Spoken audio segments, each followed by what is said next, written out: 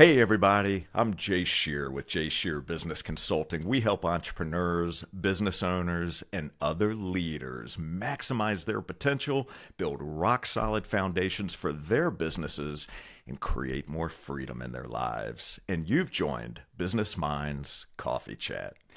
Ralph Waldo Emerson said, "The only person you are destined to become is the person you decide to be." Well, on today's episode, we're going to dive into the topic of self-reliance, investing in yourself, the power of value creation, building your online reputation, and more.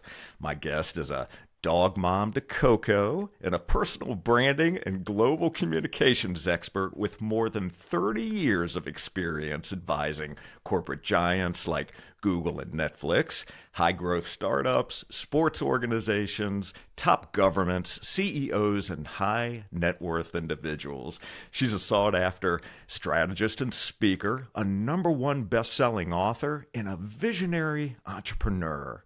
She's a contributor to Forbes and Entrepreneur Magazine and has been featured by popular media outlets including CBS This Morning, Washington Post Live, Fast Company, CNBC Make It, and more. Please welcome the CEO and founder of Digital and Savvy and the woman who's helping all of us communicate with purpose, embrace self-reliance, and deploy our greatest asset, ourselves, to thrive and own our future, Maha Abouelenein. Maha, it is so great to see you. Thank you so much for being here today.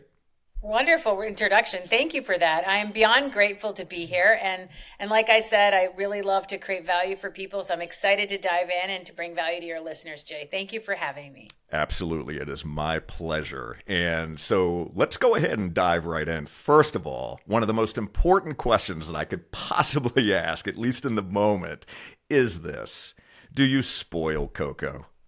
Yes, she's totally spoiled. Actually, I don't have an Instagram account for her, but everything else, she's on the level of spoiled. She has her own wardrobe. She has her own toys. She gets access to my food, to my bed. She's totally spoiled. I love it. Well, as she should be. So Yes. good for you as a proud dog owner and dog mom. So, Yes. Maha, what is your favorite thing about yourself? Oh, that's a weird question to start with. I don't know how to talk about myself like that, but I think the favorite thing I have about myself is and it's what I just talked about, creating value. Like I really Mhm. feel like when I come into somebody's lives, I really want to create value for them, whether it's my neighbors, my friend, my dog, my family. It's what brings me pleasure. Like when I create value for people, it's really satisfying. Okay. And it's the little things. It's the little things that become the big things, right? So I feel like showing up for someone's game or commenting on their post or, just being there for people. I feel like that's the thing I do intentionally a lot. And it also is very rewarding. Wonderful. So you talk about creating value frequently. Obviously, it's something that's Yep. very important to you, as you have Yep. obviously highlighted and Yep. articulated here, and it brings you a level of satisfaction. So I'd like you to maybe speak to when you discovered that creating value was so meaningful to you. So take us back a bit. Number one, why is it so important, right? I get the satisfaction part. Why is it so Yep. important? And when did you recognize that in yourself? Yeah, I started at home. Honestly, my mom had multiple sclerosis. She was quite handicapped and disabled and needed a lot of Mhm. help. And my father then got ALS and he had Lou Gehrig's disease. And it started at home. I was like, what small things can I do to make their day better? Is it their favorite blanket? Is it a specific food? Is it a certain song? Is it how can I create value for them in knowing that their situations were really debilitating and sad and they weren't capable of doing a lot of things for themselves. And so I'm like, what can I do to bring a little bit of joy or value to them? And when I did that consistently, I was like, oh, I wonder if I can do that at work. I wonder if I can do that for my colleagues. I wonder if I can do it for my team. Like, oh, that's not only a good feeling, but also makes them feel better. And it also becomes a valuable thing if you're able to consistently do something that's meaningful. right? So, and the reason why I think it's important is we work in a very competitive, take it into the workplace, a very competitive marketplace. If you're an employee who's coming to work and just doing your job, that's great. But if you're an employee coming to work, doing your job and creating value for the organization, that's even better. It gives you longevity in the organization. It makes you stand out. You get better opportunities for more money, to get on the best projects, to get assigned the roles that you want to see in your life. And I feel like if you can learn how to be indispensable to people because you know how to create value for them, that's what winning looks like. That's why you do it. And you want to have what I call deposits in other people's trust banks.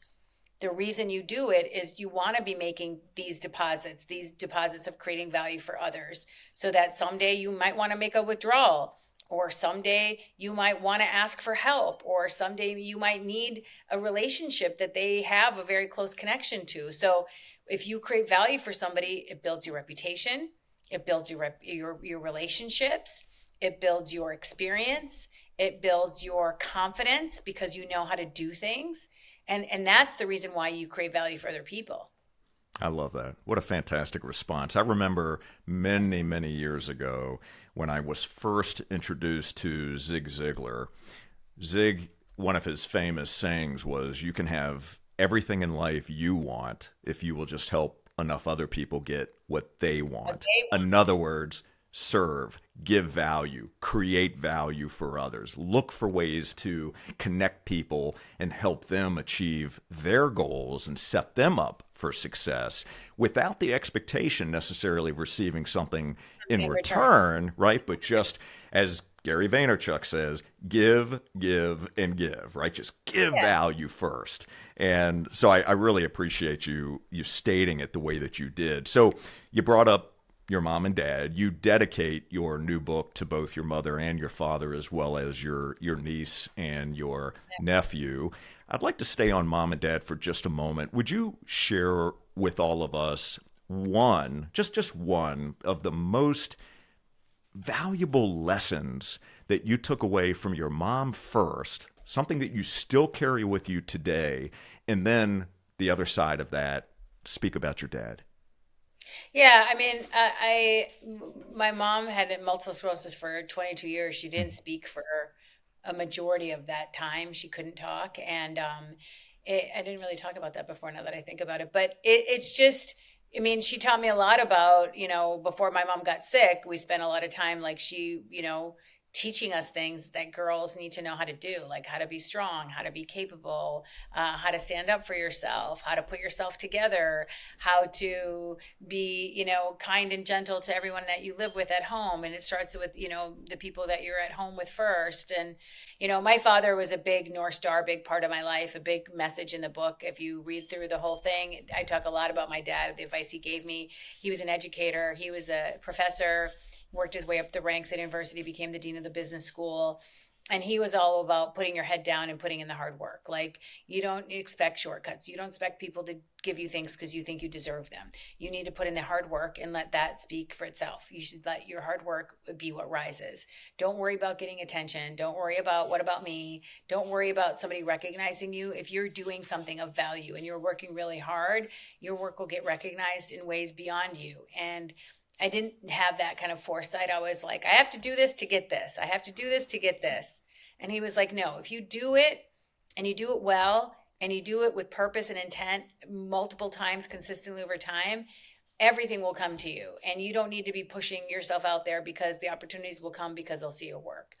And I just thought that was very profound advice. And it's carried me my entire career and till this day. And it's something that I believe in and I live and I practice and I preach to my team and to my clients and people that I train through my company about, this is an important thing to know how to do and do it well, because we live in a world, there's AI and there's social media and there's a lot of digital relationships.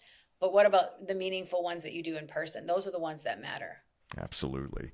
So you give a great example of some advice that your father had given you that speaks to that very point, right? About staying low and keep moving. So would you share that story with our audience for context? I want them to be able to attach meaning to something real. Yeah, story, a real story. Yeah, so I'm born and raised in Mankato, Minnesota, a very small town in Minnesota. I lived in Minnesota my whole life.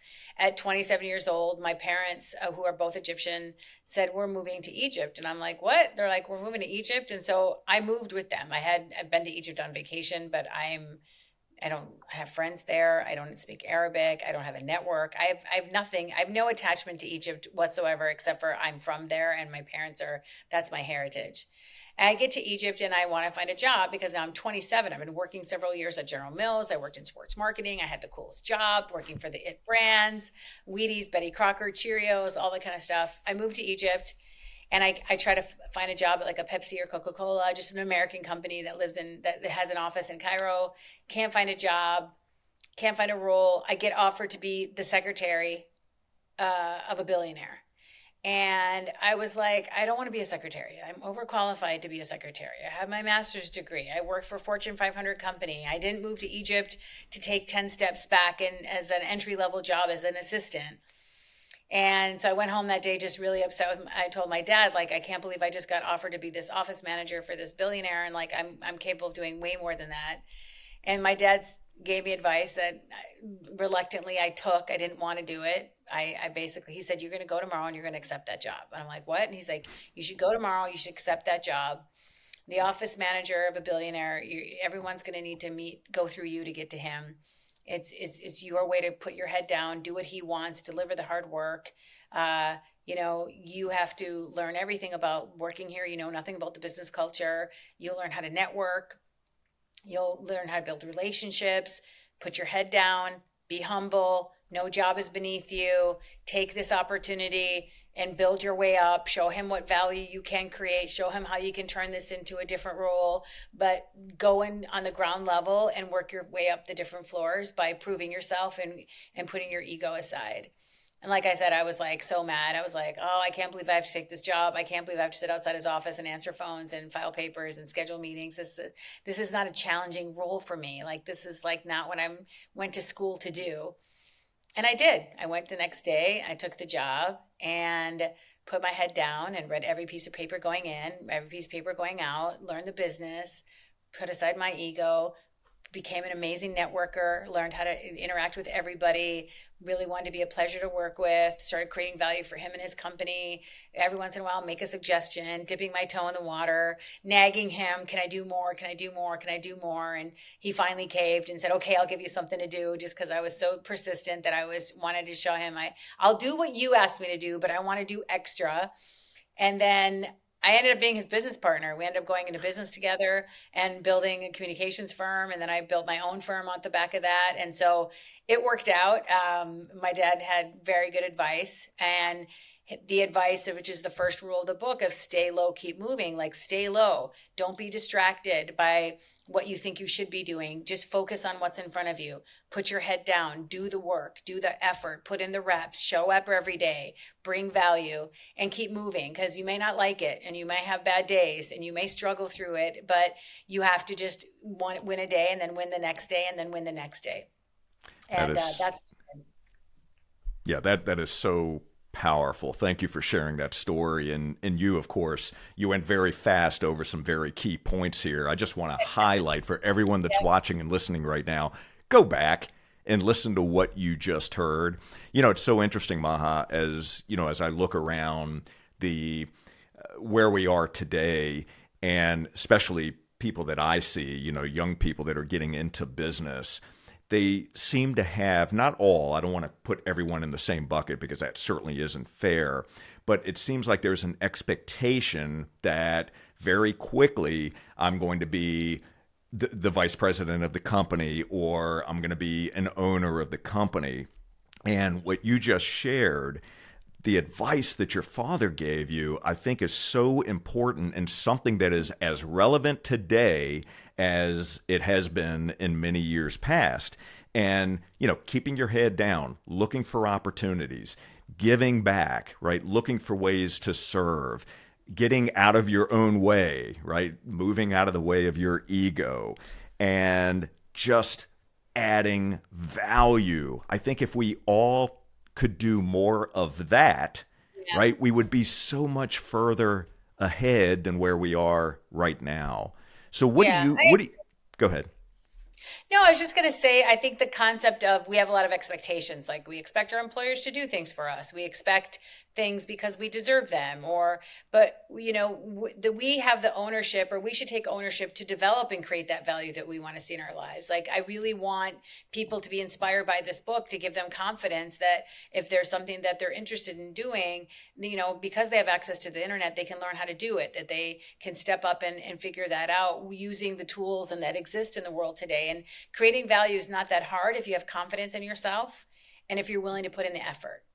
And that's what it takes. That's what it takes to be a value creator for other people. And I even teach people how to hire value creators. Like look for people who are curious, look for people who are resourceful, look for people who are interested in doing more than what's on their job description, because they know the business might need a strategic lift once in a while or different insights. Like seeing around corners is not easy, but if you put in some hard work, you might discover something. So look for people who are curious. And that's a really big part of creating value for other people, is being curious about other things so that you can find the thing that you might be able to contribute in.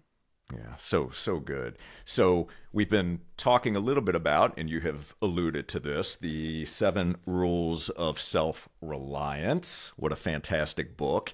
And I would love it if, there you go, I would love it if you would share really the story behind the book itself. Now, why is now the right time for this book? And how long has this book really been inside of you screaming to get out?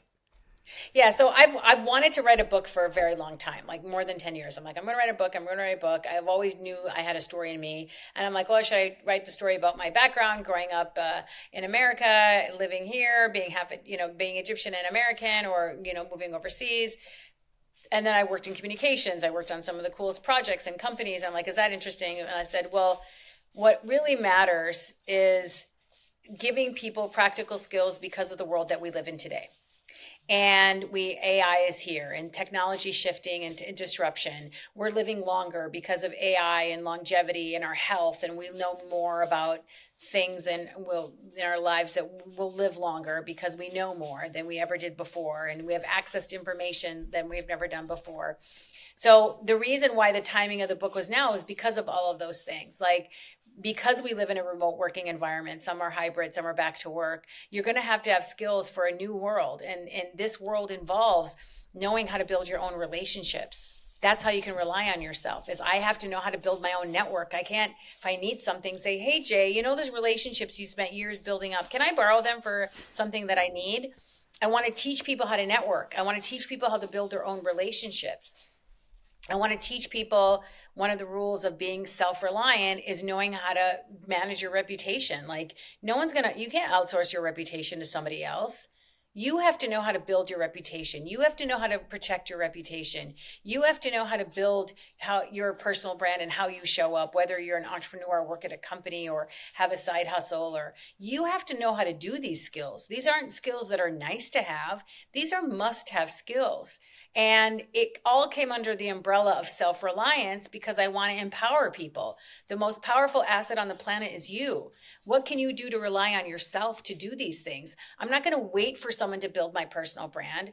I'm not going to wait for someone to build my network for me. It's not something I can outsource. I have to rely on myself to know how to do it. And that's the premise of the book. When I looked at consistently over the last 30 years of my life in work and 20 years as an entrepreneur, what was consistent? I figured out how to rely on myself. I figured out how to create value for others, how to not be a waiter, how to invest in myself, how to unlearn and relearn, how to be a long-term player, how to live with no regrets. And that's the premise of the book. The rules have to do with things that you can do today to rely on yourself, to make you powerful, to invest in yourself so that you can bring value to others and ultimately bring value to yourself.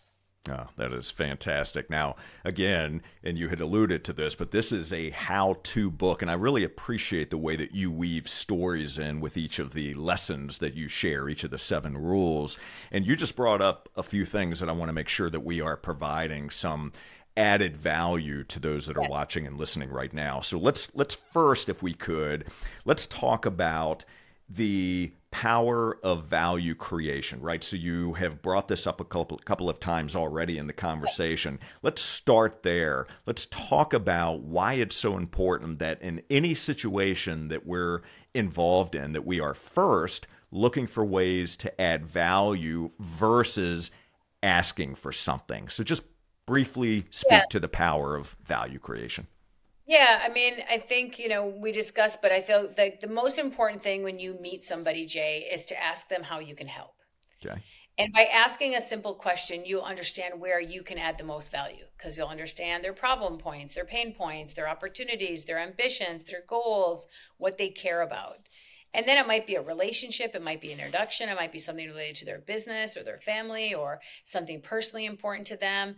But I find that if you are a good listener, you'll know how to create value for people by asking him the right questions. It starts there. Okay, very good. So how can I help? Don't be afraid to ask that question, right? That's a great Yep. starting point to try Yep. to find the information that's going to allow you the opportunity to fill a gap or to Exactly. serve a need. Okay, fantastic.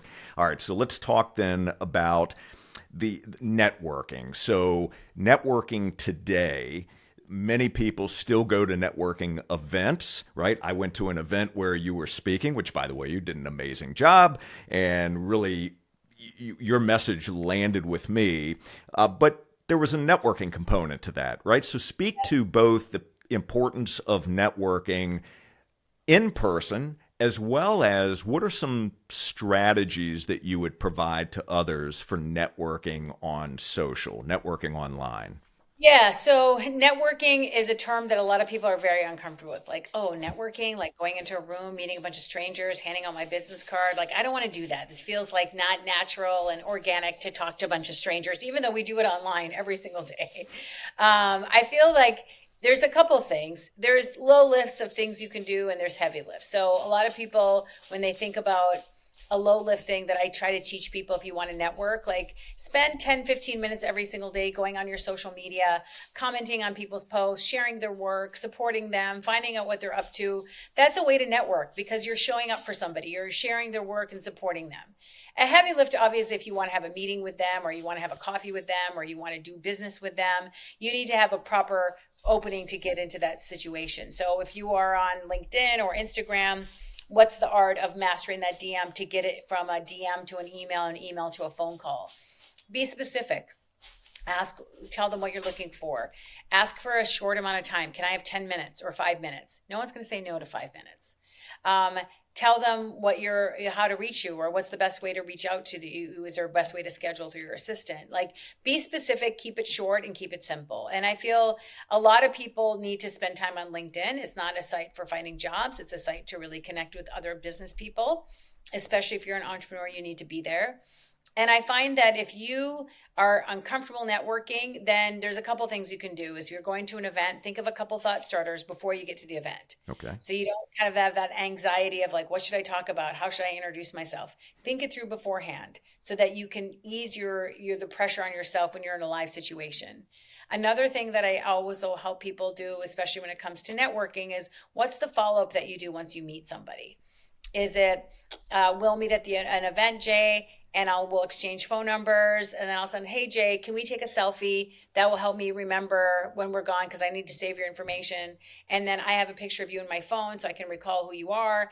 And then you have a picture of me in your phone. So now you have a reminder of who I am, what I do. I've sent you a text message. It's a nice little trick. It works, but it also helps with recall and building a relationship, because if you're just a text message with somebody's name or so nice to meet you, it's not as personal as having your face in a photo with you in it. So try to do that when you meet people. I think it's a really effective tool and it works every single time to keep the connection and keep the relationship. And then if you message them 6 months later, they're like, oh, they see a picture of you and they know exactly who you are.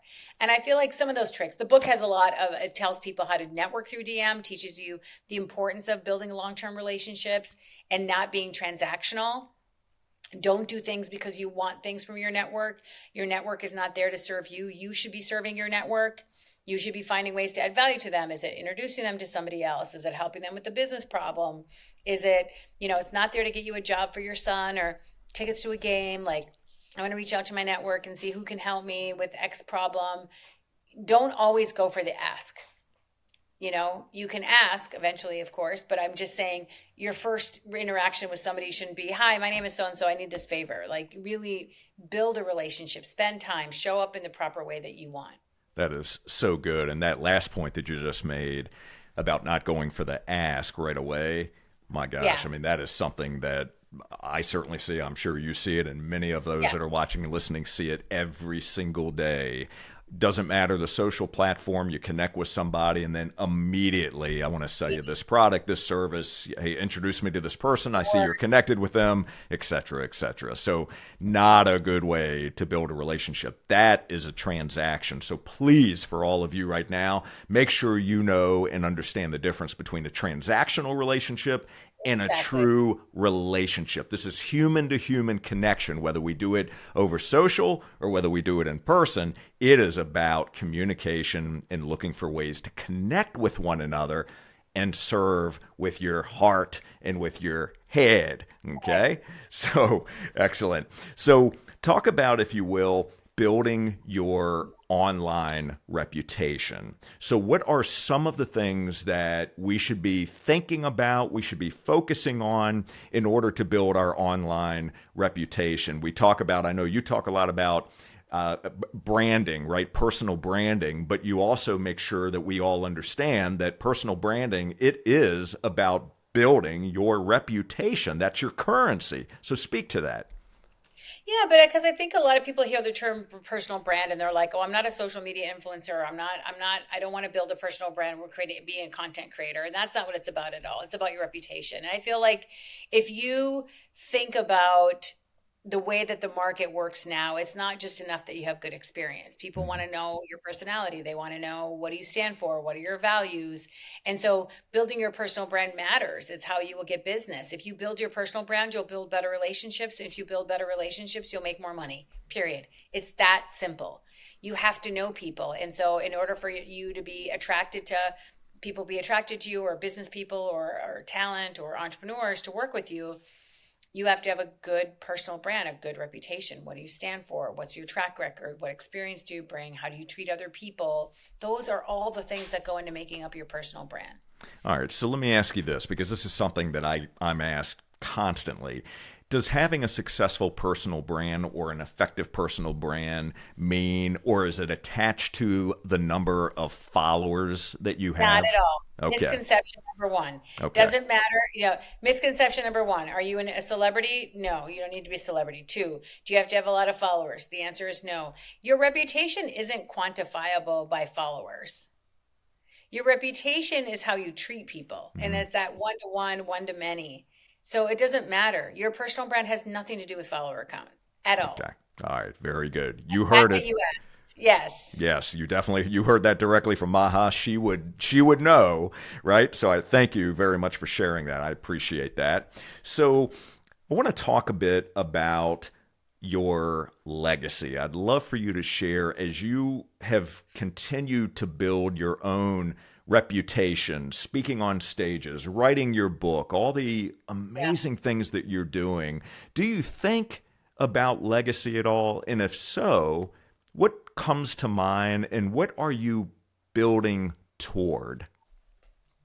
Yeah, I think it's a great question to think about your legacy. And for me, and the reason why I wrote the book and what my mission is to help people communicate better. And I feel as long as I can continue to add value to people and I want to scale this to as many people as possible, that's what I want my legacy to be about. Like understanding how to be good at storytelling, understand why does it matter to focus on your reputation, understand the importance of creating value for other people, understanding the importance of thought leadership, because that'll help build your reputation, which will bring you more opportunities, which can help your economic, opportunity. And I feel like if we can teach people the skills that matter the most, then I think that'll be doing a good service, not only for the people, but for the community and the business world alike. That's fantastic. So speaking of skills that matter, what is one skill that you know you need to work on that you're not quite there yet, but it's a big one for you? What are you working toward? For me? Yes. I'm working a lot on upskilling my team. Like I'm working on a skill on how to lead and manage and scale teams at a level that I've never done before, right? So it's one thing for me to know what I do, but I'm teaching other people, and now we're onboarding new people, and I want to make sure that everybody understands, like, how do you cascade your values? How do you cascade the skills? How do you build a team around the culture and the content that you care about? So that's a skill, learning how to do that. Like it just blows my mind when I think of a CEO that manages a company with hundreds of thousands of employees. I'm like, how do they do that? Right. It's so daunting. Absolutely. Yeah, that's a great skill to continue to learn. I think that's one where Yeah. I'm not sure if you ever truly arrive. You get better at it, right? But I think it's one that you have to just continue to work on and keep Continuously to honing learn. it. Like, because everybody's different, right? So you're managing people in different work environments, different situations, different career paths, different journeys. And so learning how to manage people at that scale, it's an art. You have to learn how to build a skill and how to do it. Absolutely.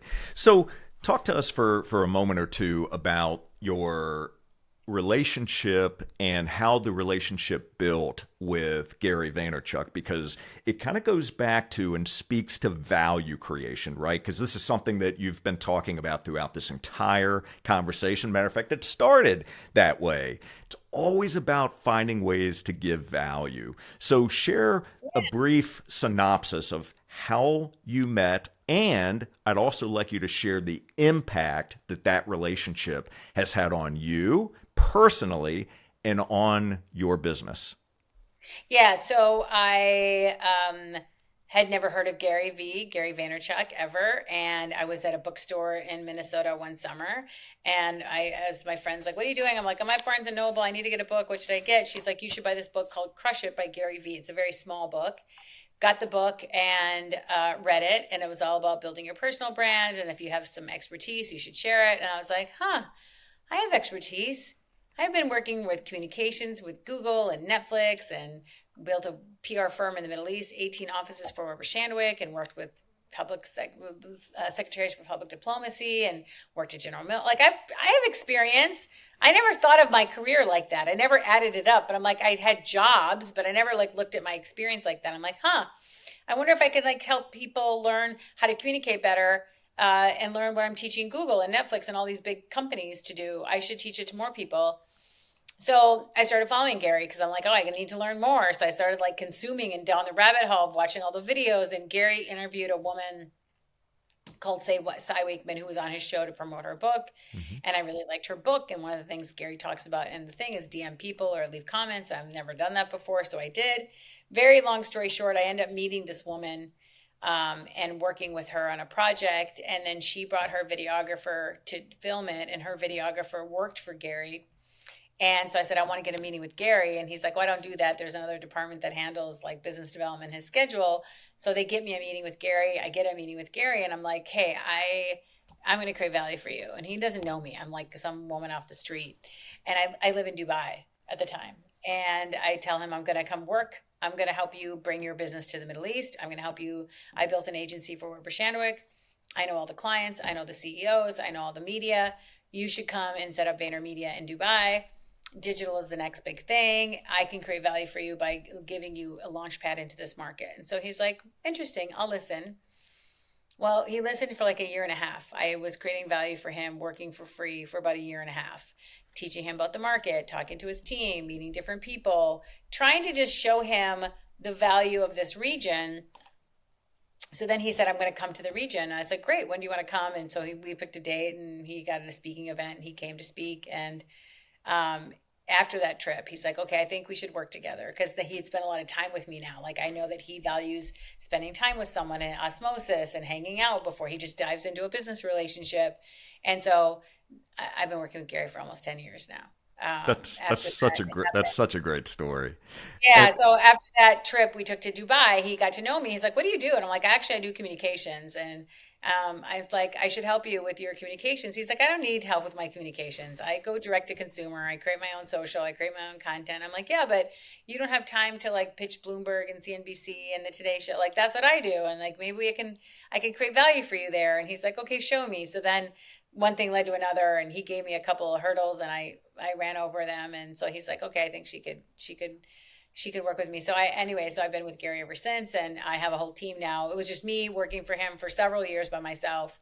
And then we've kind of built a couple people to help work on some of the projects, things that we do for Gary. And he's taught me so much, and I'm really grateful for him. And he's written like 3 books since or something. So it's been a busy time for him. That is so great. I love that story. And, one of the lessons that I've learned through that story, and I want to make sure that all of you heard this, right? Again, I'm going to emphasize to you, go back, rewind, and listen to this again, because there's so much value in this with what Maha has shared. But I want to make sure you didn't miss this, that for a year and a half, Maha was providing value for free, right? Her own time, her own resources, because Maha, you believed in what you were doing, right? You knew that you could create value. You took your experience and your knowledge, and you knew you could make a difference, right? That was not only investing in yourself, you were investing in your future self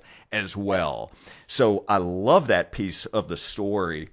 And it's so important for us to play the long game, And you talk about that, Maha, of course, in 7 Rules of Self-Reliance. It is so important, right? We're so focused on short-term gains that we're not paying attention to the investments we make today in ourselves. And Warren Buffett, who I used to work for, said the greatest investment we can make is an investment in ourselves. So please listen to this conversation.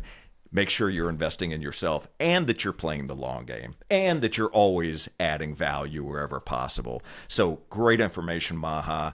And we, of course, have been talking about 7 Rules of Self-Reliance. We're going to provide links to this, as well as all of Maha's social links, in the show notes. So Maha, I would love it if you would give all of us, including me, a challenge. What is one thing that you would challenge us to do starting today? Today, I want you to be more self-reliant today than you were yesterday by doing this one thing: learning. Put learning into your schedule. Put learning into your calendar.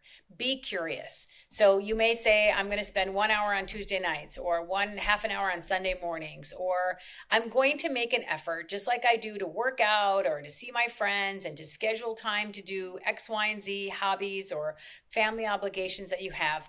What could you put in your calendar today that focuses on learning? It could be listening to a podcast while you're going for a walk.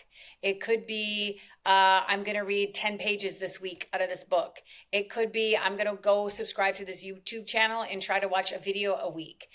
If you can put learning into your diet, I can tell you that a month from now, a year from now, you won't be recognizable, because you will know things. And the satisfaction you get from being exposed to new information brings you different insights, brings you different information. Like, I always get stimulated when I hear about something that's happening in the market, or I learn something from a news organization, and I feel like I want you to do this one piece for you. By investing in yourself, put learning into your weekly diet. And start with once a week for a small amount of time. 15 minutes, 10 minutes, I don't care. And then bump up the time, and then bump up the frequency. But don't boil the ocean. Nobody has time to worry about networks and worry about building your personal brands and worrying about learning. Pick one thing and start there. That is such a great challenge. So good. I'm definitely going to take you up on that one. I know all of you are going to as well, and I would love it if you would share comments when this podcast comes out. What did you learn, right? What did you do immediately after listening to this conversation? What was the first thing that you decided to learn on your own? So share that. And tag us on social so I can learn. I can see too. Absolutely. I love that. All right. So Maha, two quick things as we're wrapping up the conversation. First, I've seen how active you are. You seem to be omnipresent, right? You're everywhere, and you're constantly traveling on stages, giving speeches, all kinds of amazing things. How do you find your peace? What do you do specifically to recharge, make sure that you're creating boundaries around your personal time as well, right? But what are you doing to recharge and find that peace? Yeah, so much. It's such a good question. So much of what I do is so rest is part of my strategy, right? Like I have to do other things. I can't just work all the time. I'm not a Hmm. machine. I also love what I do, but I also love my family and love to play tennis and play with my dog. And I schedule my calendar in a way where it allows me to live, where I'm not just working, right? So even when I travel a lot, I'm very intentional about how I travel. I will take a 7 a.m. flight and get in and come home that night so that I can sleep in my own bed because I value sleep. I will be, because I get up at 5 in the morning anyway. So I might as well get up and go to the airport, then go the night before, spend money on a hotel room, sleep in a different bed, impacts my sleep. I just don't want to do those things. So I find a hack my travel in a way and my schedule in a way that allows me to live my life.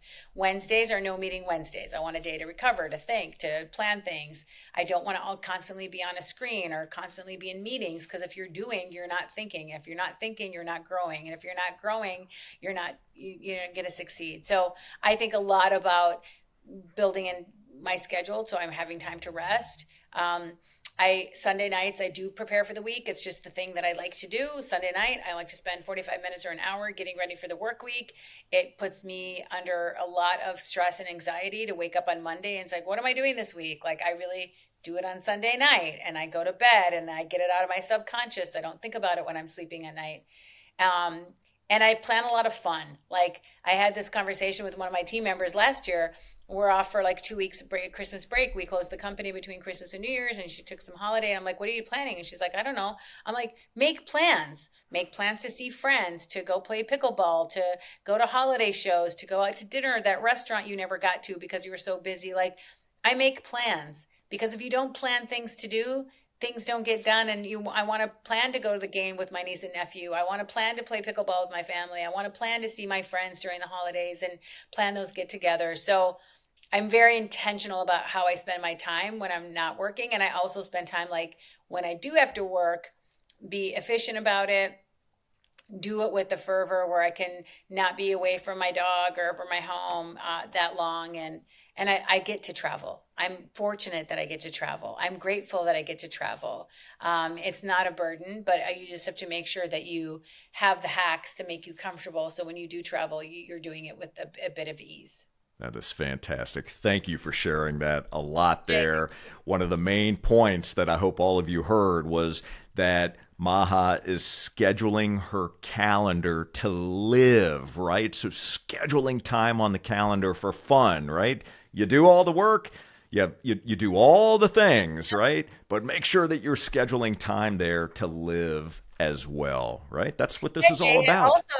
also Jay, like it takes effort to do nothing, right? Because we constantly feel like we should be doing something. We should be True. like, if I'm not working, if I'm not doing errands, or if I'm not doing chores at the house, sitting on the couch doing nothing, sitting still doing nothing, meditate, whatever, just doing nothing takes effort nowadays. You have to do nothing because that constant mode of being on creates inflammation in your body. It creates stress and anxiety. So you need to start getting in the habit of like, okay, I'm going to take Sunday mornings and not schedule anything and not plan anything because that's what is good for you.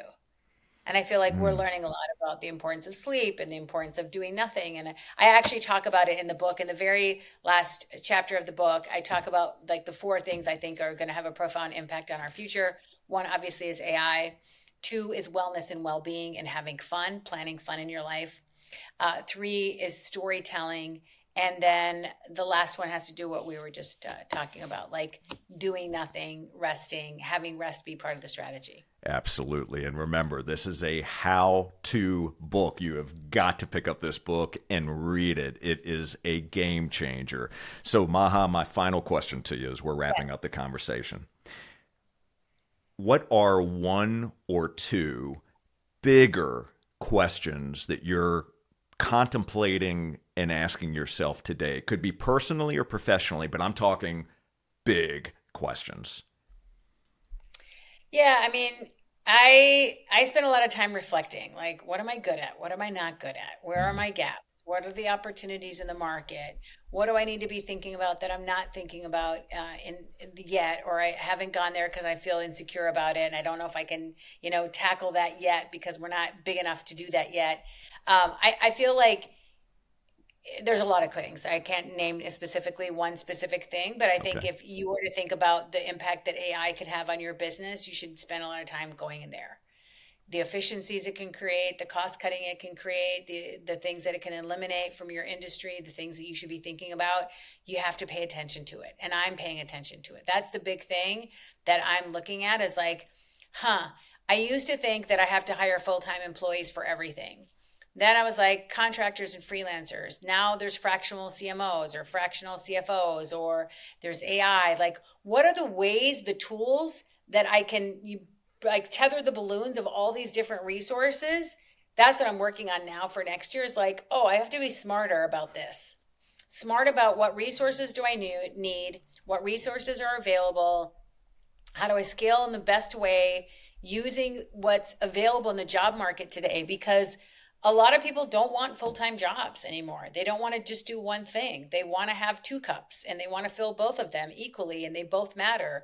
So how do you navigate your business around meeting employees where they're at and also making it efficient for your business? And that's the biggest thing I'm working on now is looking at AI, looking at tools, looking at resources, looking at fractional talent that's out there.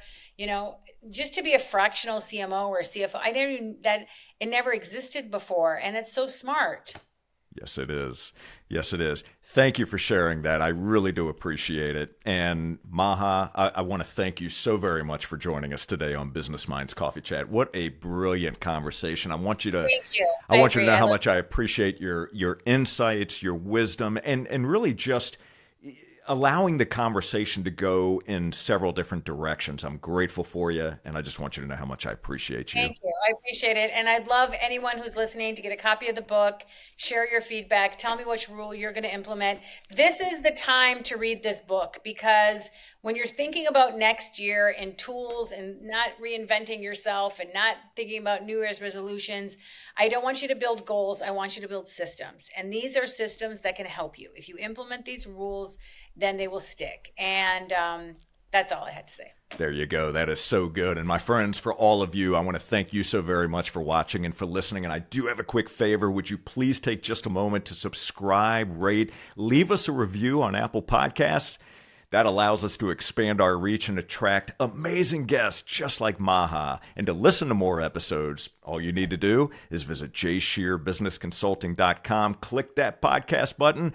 And my friends, until next time, keep learning, keep growing, learn, right? That's what Maha talked about. Keep learning, play the long game. Make sure that you go out, make sure you run out and buy a copy of 7 Rules of Self-Reliance. Get it immediately. And please do yourself a favor, apply the lessons you learned.